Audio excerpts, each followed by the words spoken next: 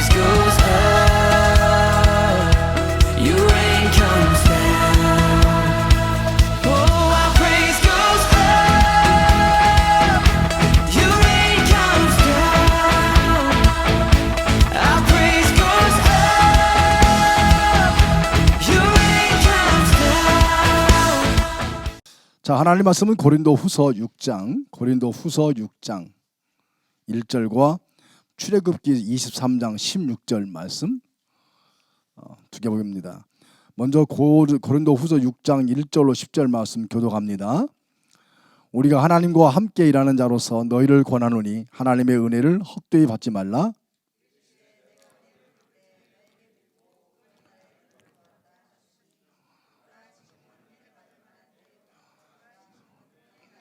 우리가 이 직분이 비방을 받지 않게 하려고 무엇이든지 아무에게도 거리끼지 않게 하고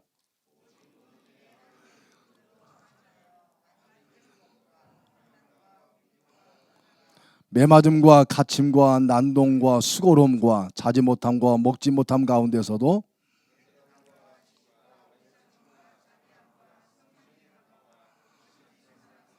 진리의 말씀과 하나님의 능력으로 의의 무기를 좌우에 가지고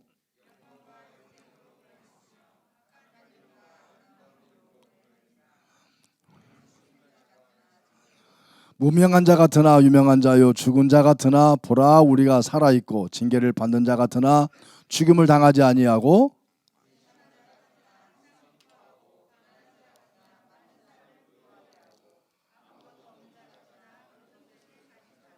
아멘. 출애굽기 23장 16절 말씀 우리 함께 읽겠습니다. 시작. 맥추절을 지켜라. 이는 네가 수고하며 밭에 뿌린 것의 첫 열매를 거둠이니라. 추장절을 지키라.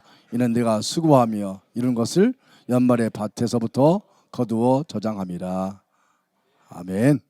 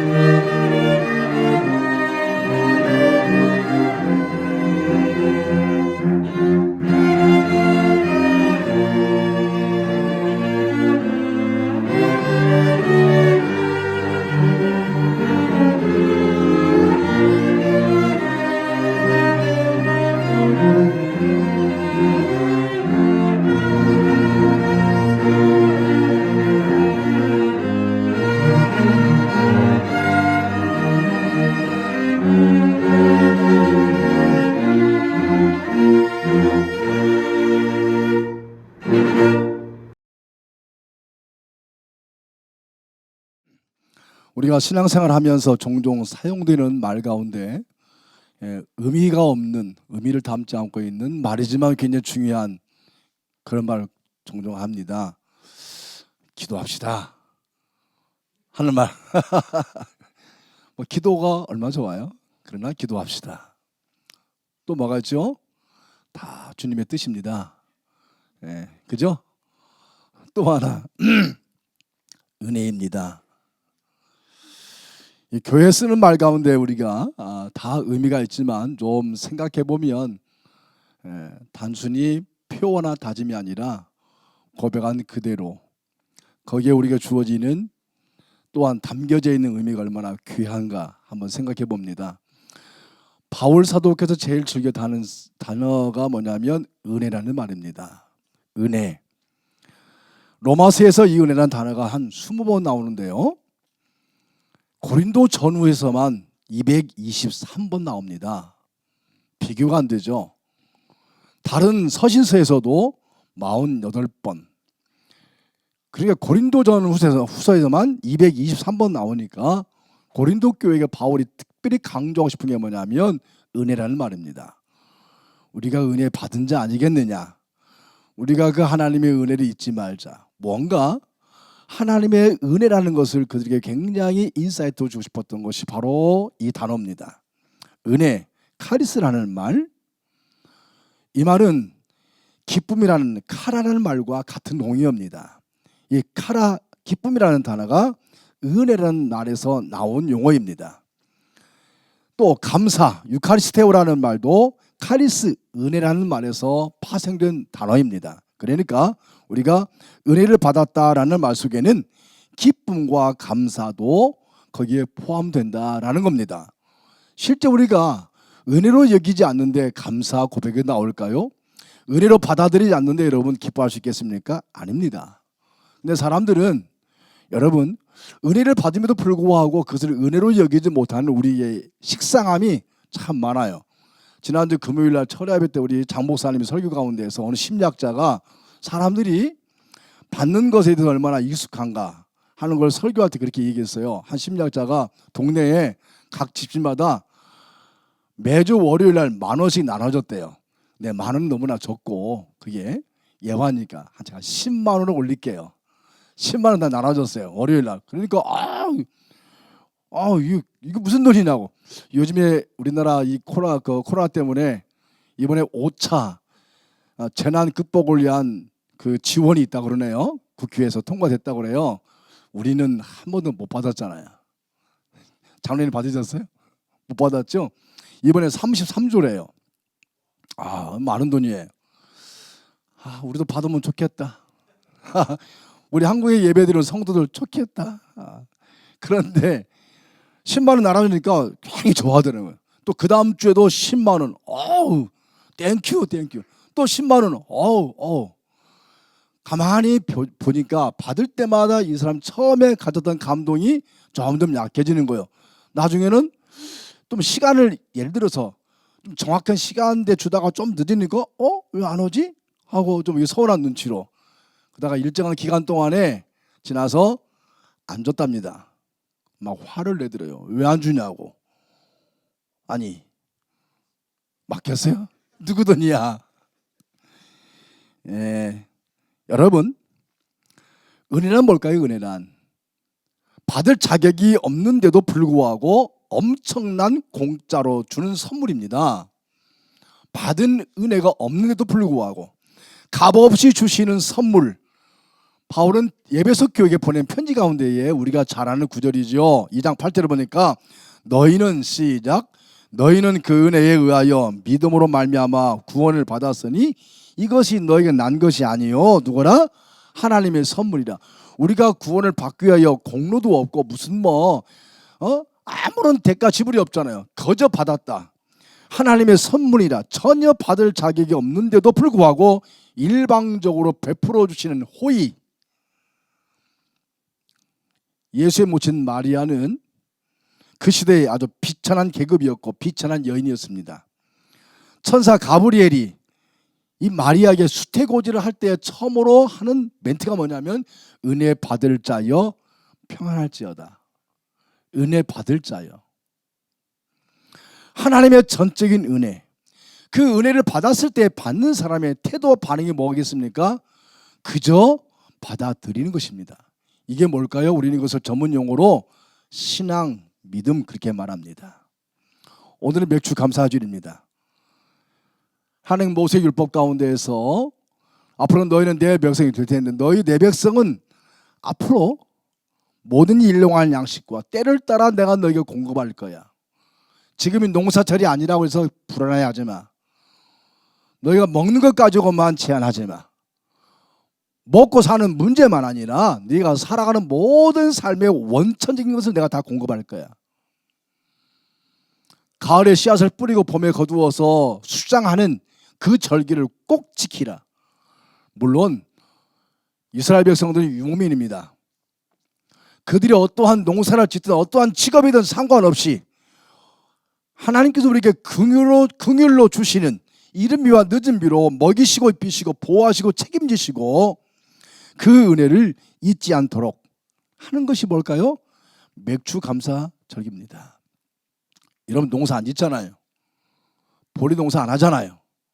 그럼에도 불구하고 왜 우리에게 시대 맞지 않는 절기를 명하실까? 아닙니다. 맥주는 보리만을 말하지 않습니다. 이것은 뭘까요? 바로 맥주 감사주일과 성령 강림주일은 같은 것입니다.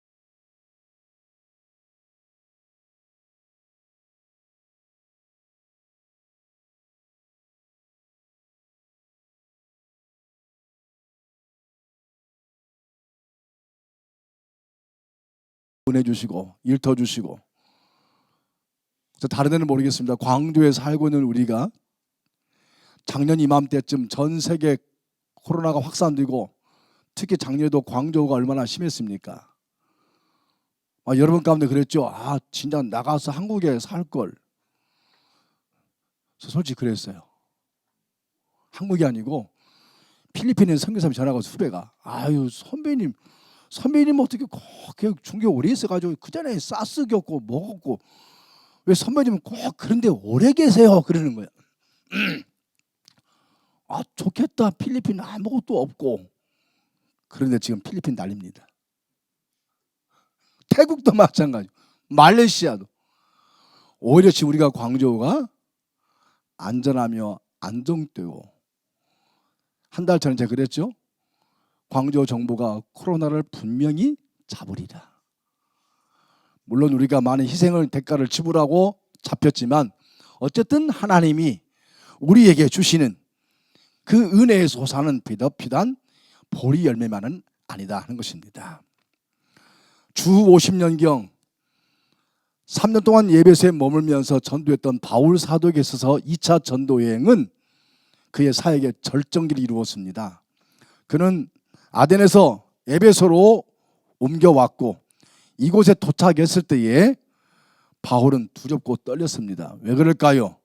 이전에 사역했던 고린도라는 도시가 그의 죄악사항이 너무나 더러웠고 비참했고 헬라 도시인 아덴에서 철학적 변론을 통해서 복음을 전하다가 부분적으로 낭패를 당하고 실패를 좀 경험하고 이런 심적 불안이 사도 바울에게 겹친 것이 아니었을까 생각합니다. 이 지도를 보시면 알겠지만은 고린도는 바로 아덴과 바로 붙어 있습니다.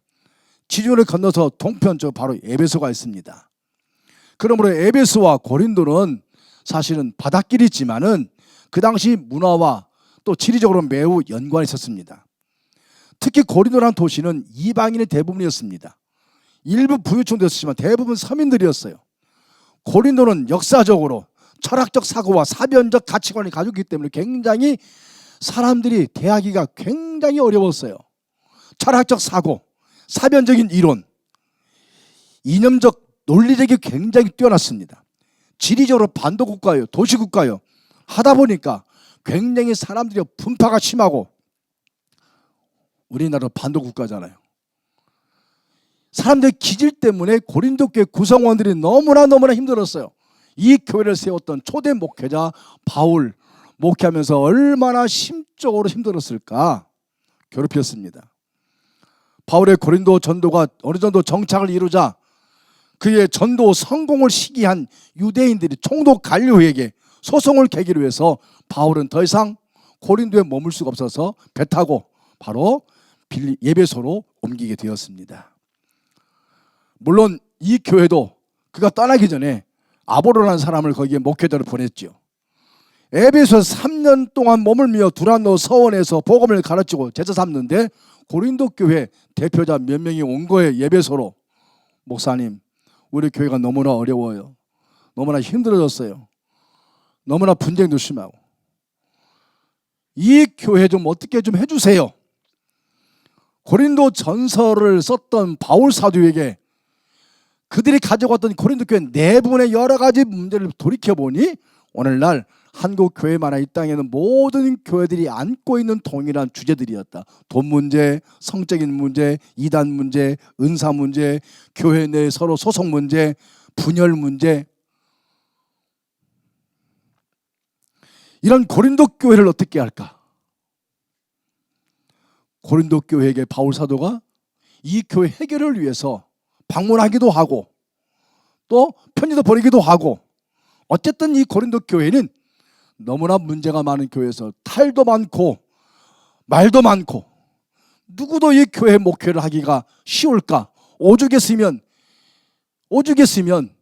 성령에 능한 아볼로도 이 교회 목회 그만두고 에베소 바울에게 돌아왔을까?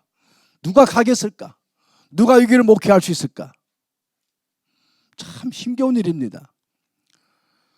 겉으로는 교회지만 십자가가 세워졌지만 그 교회를 구성하고 있는 성도, 특히 그 교회 리더 그룹들 사분도 오열되고 이단은 침투해 있고 내외로 이 교회를 위협하고 있는 요소가 너무나 많았어요.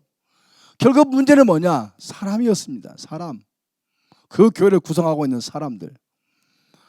사람을 망가지게 하는 것도, 교회를 망가지게 하는 것도, 동네를 망가지게 하는 것도, 공동체를 망가지게 하는 것도 바로 사람이다. 특히 누가? 바로 리더들. 바울 사도는 이 교회에 고린도 후서니까 전반 고린도 전서를 보내가지고 거기에 대한 대책과 거기에 대한 모든 대안을 제시하고, 나중에 들어서 고린도 교회가 참 회복돼 가고 있어요. 너무나 기뻐서 쓴 편지가 고린도 후서입니다. 그러면서 교회가 다시 본래 상태로 돌아갈 걸 고민하면서 굉장히 중요한 게 뭐냐? 오늘 본문에 우리가 하나님과 함께 일하는 자로서 내가 너희를 권하노니, 너희가 하나님과 함께 일하지 않으면 내가 권하지 않겠다. 하나님과 함께 일하는 자로 교회 그룹의 리더들에게 하나님의 은혜를 헛되이 받지 말라. 너무 중요한 말입니다. 품팔이 하는 사람을 품꾼이라고 말합니다. 품팔이 한다는 말은 가도 노동한 일한다는 말입니다. 일하고 받는 값을 품값이라고 말합니다. 싹쓸 받고 일하는 사람은 일꾼. 우리 속담에 가을 일은 미련한 놈이 잘한다는 말을 써요. 꾀가 많고 잔머리가 굵으면 일하는 척해서 돈은 받지만 실제 효과는 없는 것입니다. 이런 사람을 뭐라고 말하냐? 부끄러움이 많은 일꾼. 그런데 바울 사도는 우리에게 오늘 본문에서도 부끄러울 것이 없는 일꾼, 하나님과 함께 일하는 자, 능력 있는 일꾼이 아니라 부끄러움이 없는 일꾼? 누굴까요? 바울은 자기 자신의 정체성과 부족함을 알고 있는 주님께 충성된 자를 하나님과 함께 일하는 자라고 말합니다. 디모데전서 1장 12절 보면 나를 충성되이 여겨 내게 직분을 맡기심이니 내가 전에는 비방자요 박해자요 폭행자였으나 도리어 하나님의 은혜를 입었도다. 내가 죄인 중에 괴수였다. 바울 사도의 신앙 간증에는 그 저변에 깔린 신앙의 사상이 뭐냐면 철저하게 나는 하나님께 은혜를 입은 자다. 은혜를 입은 자. 그런 최고의 학문과 최고의 신분과 최고의 시민권을 가지고 있는 사도 바울. 그런데 그분이 나를 충성되이 여겨 내게 직분을 맡기셨다. 충성되이 여겨, 여김을 받았다. 인정을 받았다. 부끄러울 것이 없는 일꾼 되기 위하여서. 사실 사도 바울의 사역의 현장은 너무나 어려움이 많았습니다. 순탄치가 않았습니다. 온갖 어려움 가운데서 화평을 도모했고 환난과 궁핍 가운데서도 감내했고 어떤 환경 속에서도 신앙의 미덕으로 그는 하나님의 말씀과 능력 안에서 의의 병기를 무장하여 목회자로, 선교사로, 지도자로 그는 하나님과 함께 일하는 자로 고백하고 있습니다. 그를 막대하는 사람들이 얼마나 많았을까요? 오늘 본문에 보면 3절에 그런 말씀이 있죠. 3절, 우리가 이 직분이 뭘 받지 않게 하려고? 비방을 받지 않게 하려고. 이 직분이, 사도 바울은 목회자였어요. 여러분, 우리라는 이 복수를 쓴 거 보니까 자기를 포함한 이 고린도 교회, 특별히 하나님과 함께 일하는 자, 리더 그룹들, 우리의 직분이 하나님으로부터, 세상으로부터 비방을 받지, 조롱과 비웃음거리가 되지 않도록, 그 대상이 되지 않도록 그가 얼마나 마음의 부담감을 가지고 사역을 했을까. 4절에 보니까 그런 말씀이 있어요. 오직 모든 일에 하나님의 일꾼으로 자천하여, 하나님의 일꾼으로 자천하여.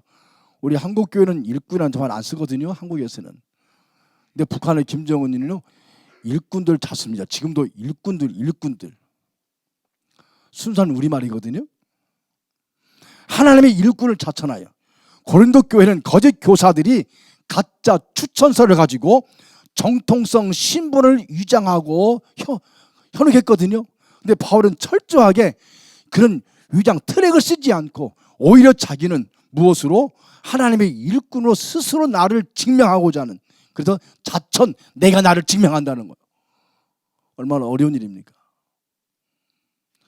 종이 한 장 가지고 얼마든지 사람은 속일 수가 있어요. 저도 우리 부목사님 오시고 그러시지만 사실 요즘에 자기소개서가 많이 돌잖아요. 자기소개서. 저는 자기소개서 100% 안 믿습니다. 자기소개서. 왜요? 얼마든지 자기는 자기를 좋게 얘기하죠. 나쁘게 말하겠습니까? 그 종이 한 장 가지고 자천서를 하지 않고 나는 내가 곧 증명이다. 그리고 그 뒤에 보게 되면 바울 사도는 5절을 보니까 4절 하반절에 그는 많이 견디는 것, 환난, 궁핍, 고난, 매맞은, 갇힘, 난동, 수고로움, 자지 못함과 먹지 못함, 자기가 사역하면서 하나님 함께 일하는 자들이 육체적, 정신적, 영적으로 받는 그 고통이 극한 상황에서 얼마나 지대했는가. 사실 제 어려움이 뭐냐면 못 먹고 가난해서 굶주림이 아니고 사람과 사람의 관계 속에서 오는 부딪힘이죠. 모진 곤모와 술수와 비방과 조롱과 이런 가운데 바울 사도는 하나님의 이러한 상황 속에 우리가 은혜를 잊지 말자. 하나님의 은혜를 잊지 말자. 하나님의 은혜를 헛되이 받지 말자. 왜? 하나님은 우리에게 베푸신 그 은혜, 아무 받을 자격 없는 우리를 여겨주셨기 때문에 이 초심을 잃지 않기 위해서. 그래서 바울 사도는 품격 있는 일꾼으로 자기가 자기 스스로를 만들어갑니다.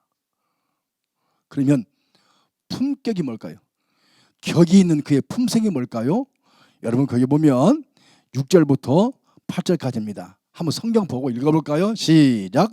깨끗함과 지식과 오래 참음과 자비함과 성령의 감화와 거짓이 없는 사랑과 진리의 말씀과 하나님의 능력으로 의의 무기를 좌우에 가지고, 거기까지만. 좀 우리가 내용이 많지만 이게 뭐냐면 일꾼의 품격이에요. 내가 잘하고 좋아하는 그것만 가지고 하는 게 아니죠. 특히 여기 보면 매맞음과 갇힘과 난동과 수고로움과 그 현장 가운데에 여러분 자기 눈에 보여지는 난동스러움을 본 것 같아요. 난동. 목회자로서 굉장히 괴로운 상황 아니겠습니까? 그리고 6절을 보니까 깨끗함과 지식과 오래 참, 이제 이런 것들로 진리의 말씀과 하나님의 능력으로 이 품격 있는 일꾼들. 요즘에 대화에도 품격 있고 신사에게도 품격 있고 중년에게도 품격 있다고 그래요. 요즘엔 유치원 아이들도 품격 있는 유치원 아이들입니다. 애들 무시하지 마세요. 목사에게도 목사의 품격이 있어요. 장로님도 장로의 품격이 있어요. 권사, 모든 항존직은 자기 나름대로의 내가 다져지는 맵시가 아니고 성경이 정의는 품격이 있어요. 하나님과 함께 일하는 자가 갖추어야 할 품격. 저희 당교에서는 금년 12월에 항존직 선거를 내년 5월에 임직을 하기로 결정했다고 지난 공동회 때 발표했습니다. 2019년 5월에 투표하고 그해 11월에 임직을 한 이후로 만 2년 반 만에 다시 임직을 하기로 했는데 제가 6개월 전이기 때문에 딱 7월 첫 주에 제가 임직에 관한 설교를 오늘 하는 것입니다. 우리 공동체는 5년에 한 번씩 임직을 했던 전례가 있는데 그 전례를 잠시 2년 반으로 앞당긴 이유는 금년 11월이면 저희 공동체 후임 담임 목사가 결정되어지고 나면 전임 목사인 저와 후임 담임 목사님이 함께 새로운 항존 직분자들을 세워서 제가 떠나더라도 계속해서 우리 공동체가 건강하고 안정되고 영적 공동체로서의 랜딩할 수 있도록 특히 후임 담임 목사님을 잘 보필하고 목사님이 초기에 목회를 시작하면서 지금까지 해왔던 이 목회의 흐름과 우리 공동체가 가져온 특성들을 잘 연계해 나갈 수 있는 동력자가 필요하다. 물론 지금도 항존직분 여러 계시겠지만 이분들과 함께 그래서 저희들이 이번에 우리 공동체의 새로운 출발을 위해서 임직을 하기로 했습니다. 오늘 저는 그래서 이 품격 있는 일꾼 이 설교 제목이 이 부분에 좀 맞는 설교 주제로 정했던 것입니다. 항존직이 뭘까요? 품격 있는 항존직. 저도 여기 와서 여러 번 임직을 하고 또 항존 직분자들을 세웠습니다. 항존직이 뭘까요? 처음에 저하고 인터뷰할 때는 그렇게 하겠다고 다짐하는데 나중에 보면 용두삼이 된 사람들 하나둘이 아닙니다. 다시 한번 제가 2년 반 전에 항존 직분 여러분들을 인터뷰할 때에 제가 설명했던 그 설교를 가지고 다시 한번 자료를 제출합니다. 대한여시교 장로회 저희 교단 헌법 제26조 27조에 보면은 항존직이란 하고 이렇게 규명이 되어 있어요. 항존직, 항상 존재하는 직분자. 교회 직분에는 항존직과 임시직으로 구분하는데 항존직이란 안수하여 임직받는 직분으로서 목사, 장로, 안수 집사를 항존직이라고 하며 임시직은 안수하지 않고 세우는 직분으로 강도사, 전도사, 서리집사, 권찰 등이 있는데 권사는 한번 임직하면 정년 때까지 교회를 봉사함으로 안수받지 않은 항존직이라고 말한다. 항존직, 한번 임직함으로 평생 그 교회를 위해서 이 땅에 세워진 보편적 주님의 교회를 위해서 하나님과 함께 일하는 자.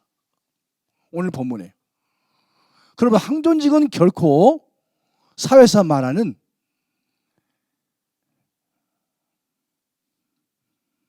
장교가 아닙니다.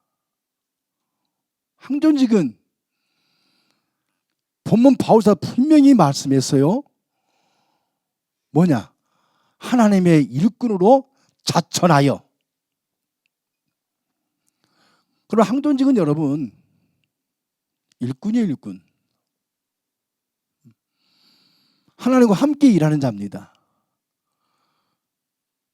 특별한 의식을 가지는 것이 겸손하면 더욱 아름답지만 그렇지 않습니다. 그러면 장로의 직무가 뭔가?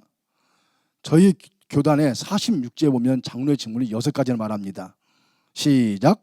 신자의 대표자로 목사와 협동하여 행정과 권정을 어떻게 관리하며, 2번은 교회 영적 관계를 어떻게 살피고, 3번은 신자를 신방하여 위로하고 교훈하며, 4번은 신자들이 교리를 오해하거나 도덕적으로 부패하지 않도록 권면하며, 5번은 신자들이 설교대로 신앙생활을 하는지 여부를 살피고, 6번은 목회에 필요한 제반 사항으로 목사에게 보고하는 일. 중요한 것은 뒷부분에 관리하며 살피며 교훈하며 권면하며 보고하는 일. 이게 항존직 특히 장로입니다. 장로님은 완장을 차고 지휘만 하거나 명령만 하거나 그런 게 아니라 가장 앞장서서 살펴야 합니다. 교회 상황이 어떤 상황인지. 내가 좋아하는 것만 하는 것이 아닙니다. 하기 싫어도 그 이틀 그 일을 맡으면 책임을 지고 가야 합니다. 교회가 어려울 때에 어려움을 함께 피하면 안 됩니다. 근데 재정적 직무든 아니면 법적 직무든 간에 영적인 간에 함께 보살피고 그리고 관리하고 권면하고 돌아봐야 합니다. 안수 집사는 뭘까요? 56제 보면 시작. 집사는 교회의 택함을 받아 재직 교회에 뭐가 되며 당회의 지도 아래 교회에 봉사하고 헌금을 수납 지출하며 구제에 관한 일을 한다. 교회 봉사, 헌금 수납 지출, 구제. 이게 안수 집사입니다. 권사의 직무는 67조입니다. 시작. 권사는 당회의 지도 아래 신자를 신방하되, 신방 병자와 궁핍한 자, 환난당한 자, 시험 중에 있는 자와 연약한 자를 위로 격려하며 덕을 세우기에 힘쓰는 자다. 근데 중요한 것은 뭘까요? 두 가지입니다. 안수 집사나 권사는 당회의 지도 아래. 안수 집사회나 권사회가 당회 상위에 있으면 안 됩니다. 여러분이 보시기에도 당회가 하는 것이 마음에 안 들 수가 있고 좀 무능하게 보인다고 해서 당회의 권위를 무시하거나 당회가 결정한 것을 번복하거나 아닙니다. 항상 당회의 지도를 받고 여러분이 그 직무를 수행하는 것입니다. 권사에도 마찬가지입니다. 자, 우리 교회 항존직 피택 기준이 있어요. 자격 기준인데 우리 교회 내규 제15조 1항부터 보면 거기에 장로, 안수집사, 권사가 나이가 있고 무입교인, 또 뭐 디모데전서 3장 7절 1절 7절, 또 디모데 후서에 나오는 3장 8절 거기에 자격이 나옵니다.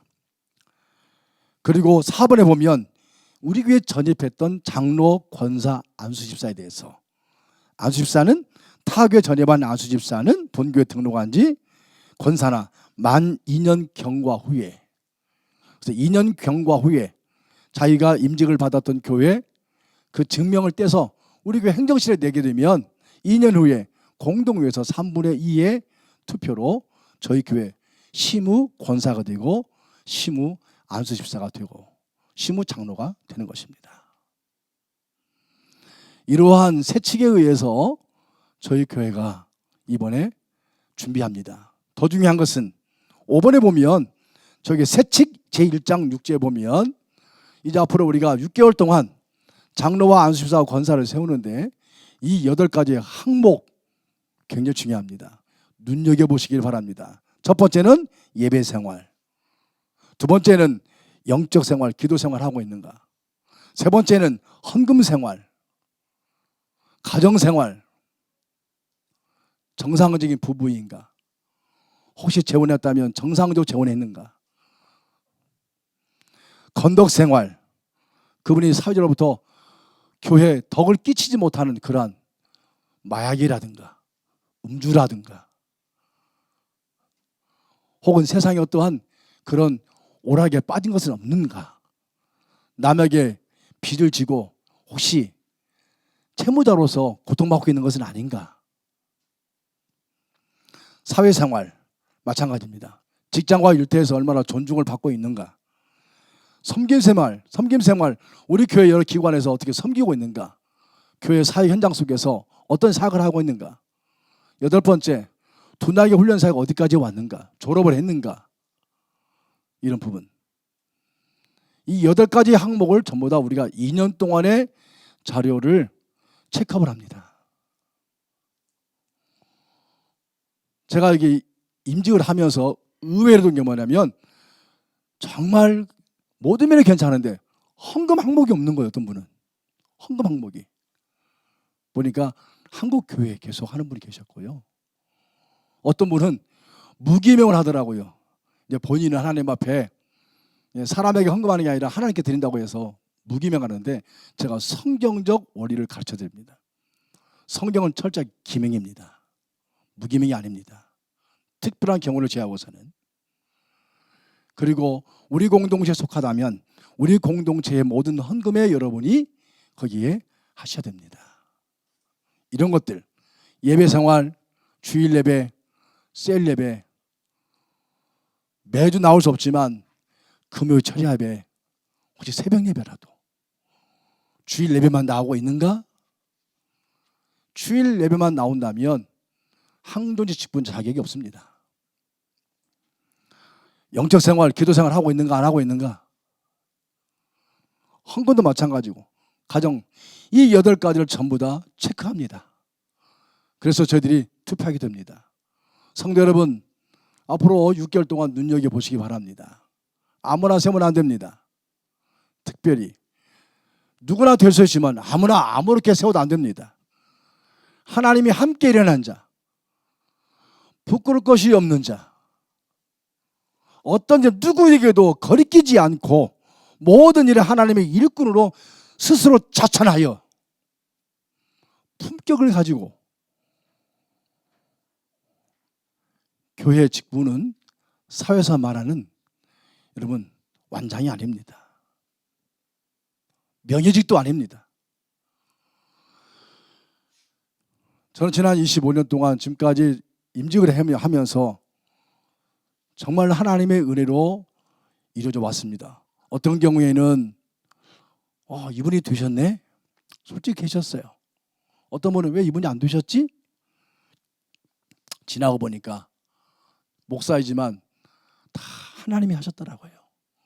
제가 보기에는 믿음의 경륜이 좀 부족했어도 하나님의 부끄러울 것이 없는 자천된 일꾼으로 하나님의 은혜로 여기는 사람은 믿음의 분량이 적었어도 사역하면서 믿음이 있는 참 좋은 항존적으로 세워진 사람이 많이 있고, 어떤 사람은 됐는데 이 초심의 마음을 잊어버리고 마치 주인 노릇하고 대장 노릇하고 사회했던 방법으로 똑같이 하려고 했던 사람도 없지 않아 있습니다. 될 만한데 왜 안 됐을까? 나중에 보니까 하나님의 간섭하심이었고 성령의 깨닫게 하심이었어요. 결코 임직 선거는 학교, 초등학교 반장 선거 아닙니다. 동네 통장 선거 아닙니다. 정말 금식하며 기도하고 특별히 현재 우리 교회 기존 항존직분자 여러분들이 한 45명, 50명 되는데 여러분들이 정말 기도하고 가슴 치며 하나님의 건강한 교회를 세워가는 데에 악한 막이 틈타지 못하도록, 그래서 하나님이 이 교회를 통해서 당신이 품으신 선한 일들을 동역자와 함께 일할 수 있도록, 그런 분들이 품격 있는 일꾼들이 세워지도록 우리가 눈여겨보고 마음을 모아서 함께 기도하고, 저런 사람이 세워지면 참 좋겠다, 저런 분이 세워지면 참 우리 교회 희망이다, 그런 분들 눈에 들어와서 그런 분들이 세워질 수 있는 그러한 임직이 되도록 힘써 주시기를 바랍니다. 저는 단언할 수 없지만 저는 개인적으로 제 목회하면서 이번 임직 투표가 저에게는 목회의 마지막 때가 아닌가 생각합니다. 또 다시 어디서 하겠습니까? 지난 30년 목회하면서 지금까지 해왔던 수많은 임직보다도 이번 한 번의 저에게 임직이 저는 평생 제 마음에 품고 잊을 수 없는 하나님 앞에 제가 처음 베트남에 가가지고 임직을 잘못해서 제가 지금까지 그 빚을 마음의 빚을 가지고 하나님 앞에 기도하고 있는데 그 무거운 빚을 내려놓고 제 목회를 이 부분에서 하나님 앞에 결자해지 마음으로 때로는 무지하고 때로는 어리석고 때로는 극히 인간적이고 때로는 상황적이기 때문에 그렇다 하더라도 이번에는 정말 하나님이 기뻐하시는 하나님을 춤추게 하시는 우리 공동체에 건강한 토대를 세우고 이 영적 흐름이 계속 이어져 갈 수 있는 그런 우리 공동체의 미래를 위해서 이번 하는 임직 여러분 벌로 여기지 마시고 깊은 마음에 품고 함께 기도하면서 준비해가는 우리 공동체와 가족이 되기를 주의 이름으로 축원합니다. 할렐루야, 할렐루야. 하나님이 하시면 됩니다. 할렐루야. 하나님이 개입하시면 의가 있습니다. 할렐루야. 성령이 주도하시면 그게 바로 안전한 곳입니다. 할렐루야. 오늘 말씀 맨 마지막 절 9절 10절 말씀을 오늘의 말씀으로 읽겠습니다. 9절 10절 시작. 무명한 자 같으나 유명한 자요 죽은 자 같으나 보라 우리가 살아있고 징계를 받는 자 같으나 죽임을 당하지 아니하고 괘씸하는 자 같으나 항상 기뻐하고 가난한 자 같으나 많은 사람을 부유하게 하고 아무것도 없는 자 같으나 모든 것을 가진 자. 이러한 품격 있는 일꾼이 우리 공동체 앞으로 이번에 세워 주시옵소서. 우리가 하나님의 구원을 받기에 그 은총을 받기에 아무 공로 없지만 거저 주시는 하나님의 은혜로 오늘도 주님을 찬송합니다. 감사합니다. 코로나 전반기 동안에도 많은 우울함과 두려움과 때로는 불안함이 있었지만 여기까지 인도하신 하나님, 금년까지 주께서 우리의 갈 길을 비춰 주실 것을 믿습니다. 바라옵거나 없는 것은 속히 이 땅에 이 시대에 전 세계에 흩어진 이 모든 재앙을 거두어 주시옵소서. 우리의 자신을 자박하고 우리의 자신을 주 앞에 성결케 하고 진정한 참회와 진정한 용서를 받고 하나님이 풀어주시는 자유와 그 기쁨을 누리는 이 시대 사람들 되도록 특별히 하나님의 전적인 능력을 믿는 주의 백성들이 먼저 그러한 고백이 있게 하여 주시옵소서. 우리 공동체 지난 28년 동안의 역사를 주께 감사드립니다. 황무지같이 머나먼 이 땅을 하나님이 지금 몸된 공동체에 주의 백성들을 보내시고 소수의 성도를 통하여 교회를 세워 지금까지 이르게 하셨고 5대양 6대주의 지구의 복음을 전하며 다음 세대를 세우는 데 귀하게 사용하신 하나님, 때가 되어 이제 리더십이 교체가 되어져야 되고 그래서 지금의 항존 직분자들과 또 새로 세워질 항존 직분자들이 우리 사랑하는 후임 목사님과 더불어 이 공동체를 선히 이끌어 갈 수 있기를 우리는 그렇게 기대합니다. 사도 바울에게 있어서 고린도 교회는 아픔이었고 눈물이었고 절망이었지만 지금도 고린도 교회는 유일하게 2000년 동안 그 땅에 세워지고 바울 기념교회로 바울 목사님 1대 목사님, 아볼로가 2대 목사님, 신라가 3대 목사님, 4대가 소스되는 목사님, 그리고 2021년 지금 89대 목사님이 바울 기념교회로 세워져 존재하고 있습니다. 주님, 이 영광을 찬양합니다.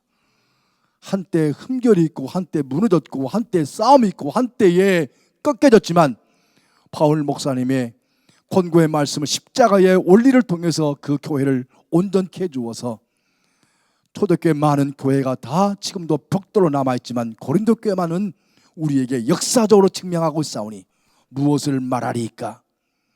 우리 공동체가 고린도 교회와 같이 그런 교회로 이 땅에 장구한 세월 동안 주님이 사랑하시고 사역하시는 사용하시는 공동체가 되게 하여 주옵소서.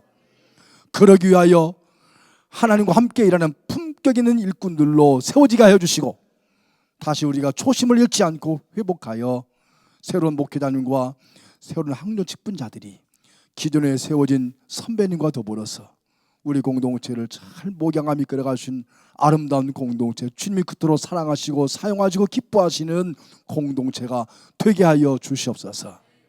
악한 마귀에 틈타지 못하도록 성령께도 주관하여 주시옵소서. 이들을 파송합니다. 주의 말씀과 능력은 그 세상을 지배하고 역사하게 하시느니 이 믿음을 가지고 나가는 저들을 통하여 하나님 영광 받아 주시옵소서.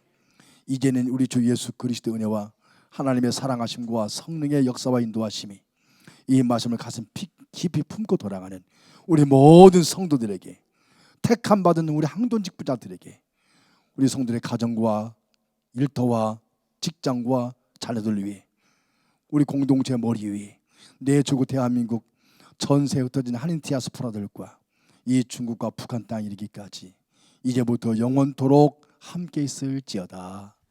아멘.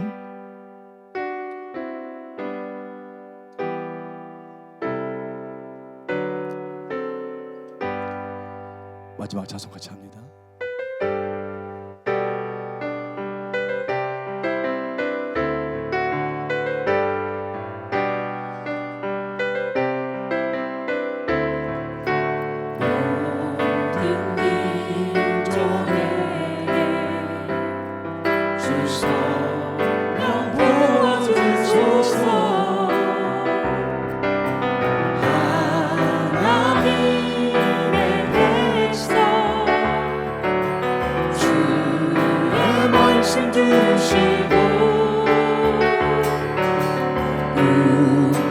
원상 주사 주의 힘을 알리소서.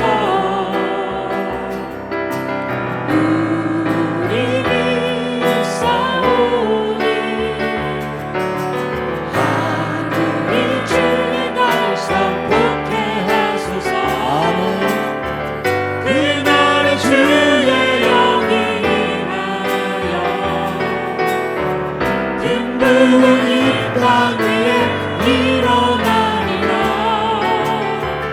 모든 영혼 깨어 일어나되 주 예수를 부르는 자는 구원되리. 그날의 주의 영이 임하여